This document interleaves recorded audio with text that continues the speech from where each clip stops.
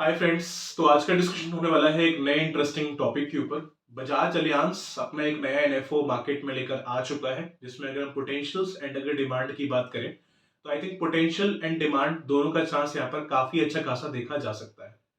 बात करें बजाज अलियांस की तो इस टाइम इंश्योरेंस सेक्टर के अंदर काफी अच्छा खासा नाम है।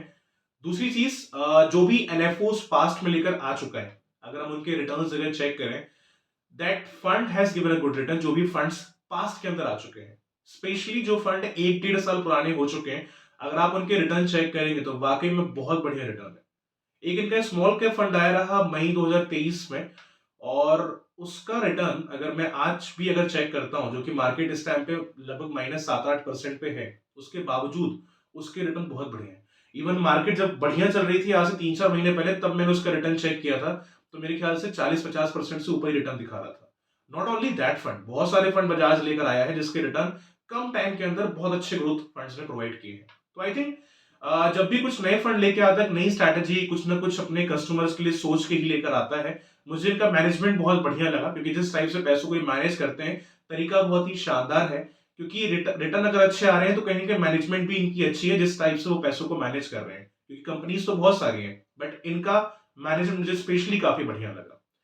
ठीक है, तो अपने एनएफओ के टॉपिक पे दोबारा से हम लोग आते हैं। अगर एनएफओ की हम लोग बात करें तो इसमें जो स्टार्टिंग डेट होने वाला है वो है 2 दिसंबर का, एंड लास्ट डेट रहने वाला है 16 दिसंबर का। अगर आप इस फंड को एज एनएफओ अप्लाई करना चाहते हैं तो 2 दिसंबर से लेकर के इसको 16 दिसंबर तक एज एनएफओ अप्लाई कर सकते हैं। चलिए, अप्लाई करने की बात तो बात की बात है। सबसे पहले डिस्कस करते हैं कि एनएफओ किस टाइप से काम करने वाला है, कितना यहाँ पर पोटेंशियल है, अभी आपको इसमें अप्लाई करना भी चाहिए कि नहीं करना चाहिए। Will discuss everything in the same video, so बने रहिए आप स्टार्टिंग से लेकर एंड तक, ताकि पूरा इंफॉर्मेशन प्रॉपर तरीके से आपको मिल सके, ताकि जब भी आप इन्वेस्टमेंट करने जाएं इस फंड के अंदर, तो कोई भी डाउट एंड क्वेरी आपके माइंड में इसके रिगार्डिंग ना हो।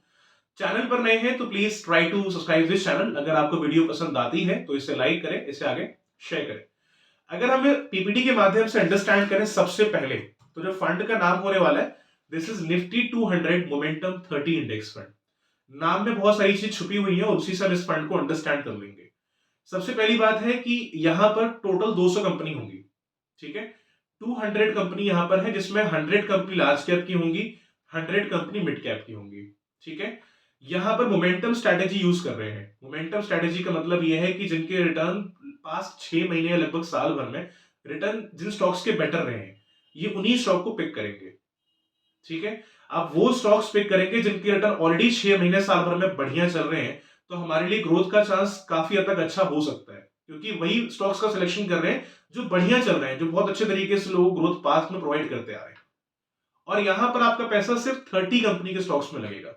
कभी कभी क्या होता है कि अगर मान लो मैं एक फंड परचेज कर रहा हूं जहां पे 200 कंपनी है, और मेरा पैसा अगर मान लो 200 कंपनी में अगर इन्वेस्ट हो रहा है, ठीक है, अब वहां पे क्या होगा कि अगर 200 कंपनीज अगर है तो 200 में से 50 कंपनी हो सकता है कि रिटर्न आपको आज बढ़िया दे रही हो, बट 150 कंपनी ऐसा हो सकता है कि आपको रिटर्न उस टाइम पे डाउन दे रही हो।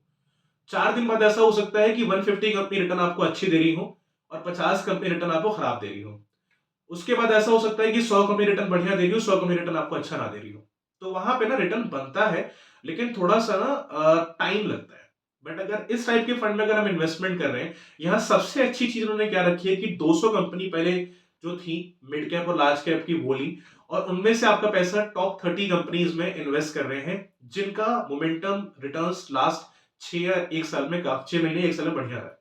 तो अगर हम इस टाइप से इन्वेस्टमेंट करें तो ग्रोथ का चांस यहाँ पे काफी बढ़िया रहेगा, क्योंकि वही स्टॉक पिक कर रहे हैं जो ऑलरेडी 6 महीने साल भर में अच्छा परफॉर्मेंस दे चुके हैं। अब काफी लोग सवाल करेंगे कि ऐसा भी तो हो सकता है कि उन 30 में से कुछ स्टॉक रिटर्न बेटर ना दे जिन्होंने पास्ट में दिया है। हाँ, डेफिनेटली हो सकता है ये चीज। तो यहाँ पर कंपनी रीबैलेंसिंग भी करेगी साल में 2 बार, जून में और दिसंबर महीने में। मतलब जो स्टॉक्स परफॉर्म करेंगे उसको इसी में रहने देंगे, और जो स्टॉक परफॉर्म नहीं करेंगे उसको यहाँ से बाहर निकाल देंगे, और जो भी बेटर एलिजिबल स्टॉक है अंदर इसमें आने के लिए उसको यहाँ पर अंदर ले आएंगे, और जो परफॉर्म नहीं कर रहा उसको यहाँ से बाहर निकाल देंगे। आंसर मिल गया? तो अभी क्लियर है। मतलब जो स्टॉक यहाँ पर बढ़िया होगा वही टिका रहेगा, जो बढ़िया नहीं होगा उसको बाहर निकाल देंगे, और रीबैलेंसिंग साल में 2 बार होगी, जून और दिसंबर महीने में। बात करें अगर सेक्टर की, तो यहाँ पर सेक्टर्स लगभग रहने वाले हैं auto and auto components, capital goods, power, financial services, telecommunication, consumer services, services, oil gas and consumable fuels, metal and mining. और कंपनीज की अगर हम लोग बात करें, सेक्टर अलग है, इसके अलावा और भी है। कंपनीज की अगर हम लोग बात करें तो इसमें ट्रेंट लिमिटेड है, भारतीय एयरटेल लिमिटेड है, एनटीपीसी लिमिटेड है, बजाज ऑटो लिमिटेड है, Adani ports and special economic zone limited available है। इसके अलावा भी और बहुत सारी कंपनी अवेलेबल है, जो कि टाइम के साथ ये चेंज हो सकती है अगर परफॉर्मेंस सही नहीं देंगी तो। ठीक है, रिटर्न्स की अगर हम लोग बात कर लें तो यहाँ पर जो रिटर्न है काफी अच्छे खासे रहे हैं। लास्ट 10 साल का जो ऑन एन एवरेज रिटर्न है इस इंडेक्स का वो लगभग 23% का है। अगर हम लास्ट 5 साल के रिटर्न की बात करें इस इंडेक्स की, तो ऑन एन एवरेज इसने लगभग 29% तक का रिटर्न दिया है। तो आप चाहे इसको शॉर्ट टर्म में चेक करिए या फिर लॉन्ग टर्म में चेक करिए, दोनों फॉर्मेट्स में रिटर्न इस इंडेक्स ने काफी अच्छे खासे दिए हैं। तो थोड़ा सा अगर हम लॉन्ग टर्म के हिसाब से इन्वेस्टमेंट करने का प्लान करते हैं तो आई थिंक ग्रोथ का चांस यहां पर काफी अच्छा खासा आपके लिए हो सकता है। आई होप कोई डाउट, कोई क्वेरी आपके माइंड में इसके रिगार्डिंग अब तक नहीं होगी। दूसरी चीज गाइस, आपसे मेरा रिक्वेस्ट ये है ना कि आप जब इसमें इन्वेस्टमेंट करने जाएंगे, this fund has came with the ULIP plan. ये म्यूचुअल फंड नहीं है, this plan with came with the ULIP plan. तो अब यूलिप में क्या होता है ना, हम प्लान्स परचेज करते हैं, we not purchase the funds, हम प्लान परचेज करते हैं। तो आपका जो प्लान है आपकी नीड्स के हिसाब से रहेगा। आपको चाइल्ड एजुकेशन के लिए करना है, रिटायरमेंट के लिए करना है, वेल्थ क्रिएशन के लिए करना है, तो वो जो आपकी रिक्वायरमेंट है आपको अपने एडवाइजर से बतानी होगी। I am not a right person to tell you the कौन सा प्लान बेस्ट, बिकॉज प्लान बहुत सारे इनके पास अवेलेबल है और अगर हम प्लान पे डिस्कशन करेंगे तो वीडियो बहुत लंबी हो जाएगी। आई थिंक 1-2 घंटे की तो हो ही जाएगी। तो हम सिर्फ डिस्कशन इसमें सिर्फ फंड का ही कर रहे हैं।